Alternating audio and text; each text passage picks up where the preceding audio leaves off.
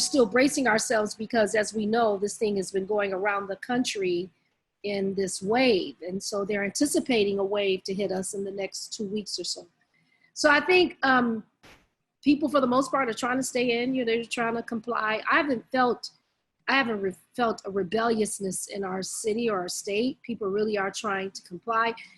There's a small part that did bother me, is that there's a Russian Christian church, and it was a big thing on the news, as if a third of the cases in California came from this church, which, and it was bad. I mean, they had this church on the news showing them outside. It's a mega sized church, and they had them on the news like every day. And then finally, the pastor made his own statement, which was beautiful. And he showed footage where he told the people to stay home and different things. And he said, this whole thing has been fabricated.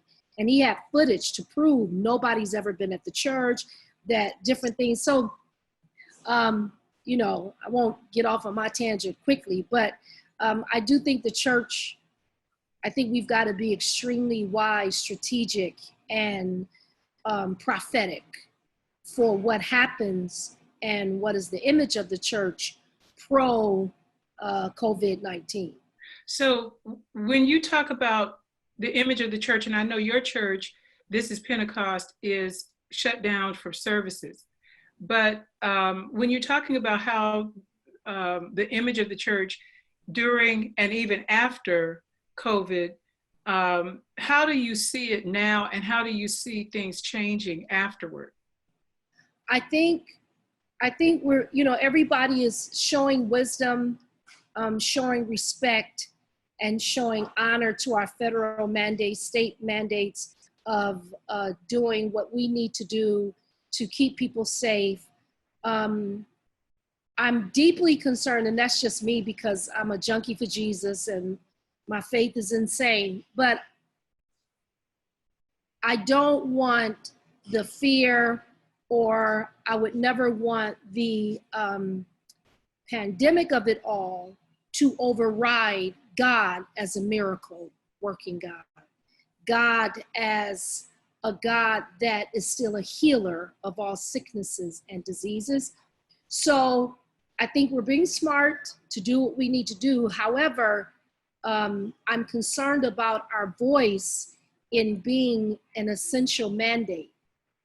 I don't like that a grocery store can be given better guidelines of how we can go and shop, and there's nothing that's given to the church to be essential.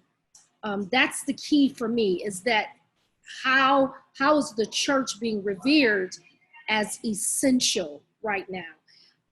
My concern is because of the death, the multiple deaths throughout the world, and the people that need to be consoled and comforted and ministered to.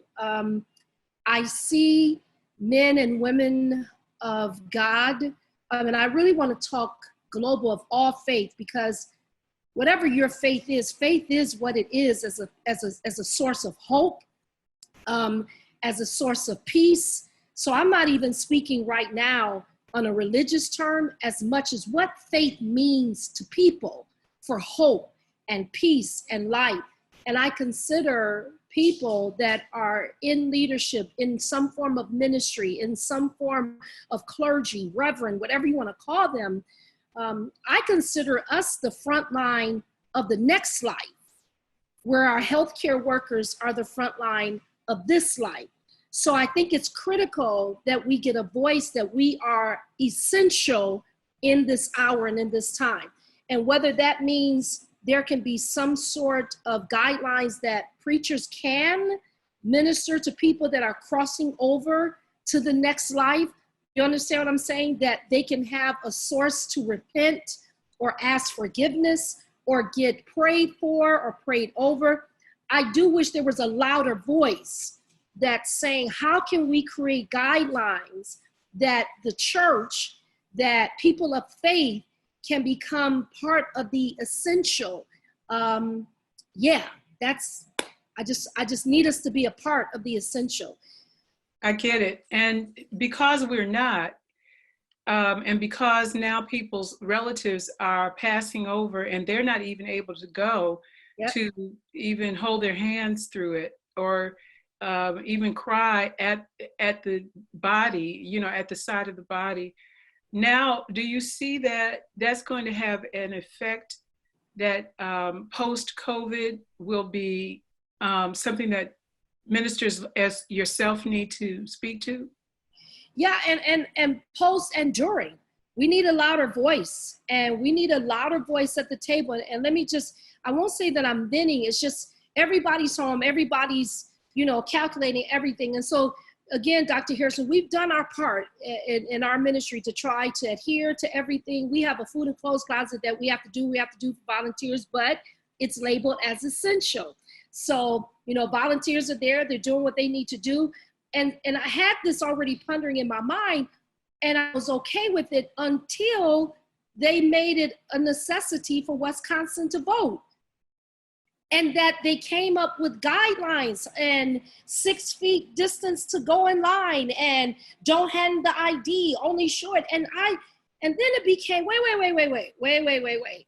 So we really can put some form of guidelines in place for things we deem essential. The reason why this is concerning me the most, Dr. Harrison, is not for the now, while we have a government, a president that seems to have relationship with the evangelicals and different places of faith. What concerns me is that everything, our world will never be the same, and things will be marked pre-COVID and post-COVID. That's what's going to happen in the next, whenever this is all over, life pre-COVID and life afterwards. My concern is that there will be new administrations, there will be new presidents, there will be new governments, that this is going to be history of what we have established as essential. And so I'm not going to speak just for me, but I'm going to speak for my children and my children's children that won't have a faith or the church put on the forefront because you're not considered essential. That's what concerns me, is where's that going to go? How is that going to land in the earth? That in the midst of a world crisis, the church was not in the category of essential, period. Where does that go? How does that land? I don't know. And that's what bothers me for my children and for my children's children. So I think we need to get a louder voice. I think we need to talk about that. I think we need to submit things to our government to say, how could we possibly maybe have an hour service a day? I don't know. Could it be that we limit how many people can come in? Could it be everybody's got to get their temperature taken before they come in? I don't know. But you guys made it work to vote. You made it work to vote. So could we not come up with something? I don't know. You know, if your sanctuary can hold 100 people, you can only have a third. Give me something.